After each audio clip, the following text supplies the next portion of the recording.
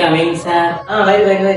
Sir പണം പിൻവലിക്കാൻ എന്ത് ചെയ്തിട്ട്? പൈസ പിൻവലിക്കാനാണല്ലേ? എന്നാ ഇതിലോട്ട് പൂരിപ്പിക്കും. ഇപ്പൊ എങ്ങനെയാ പൂരിപ്പിക്കാനുള്ള? ഇത് ഏത് ഭാഷ?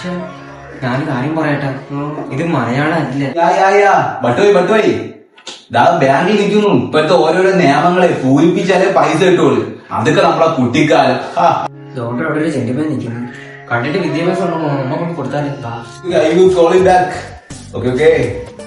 എന്തിനാ എഴുതി വെച്ചിങ്ങനെ തെളിങ്ക? മോനെ എന്റെ പേരെന്ന് എഴുതി തരുമോ? ജെന്റിൽമാനോ? ഞാനോ പോടാ, പേര് പോലും എഴുതാറുള്ളത് എന്റെ അടുത്താണ്. എന്തിരി ചെയ്യും?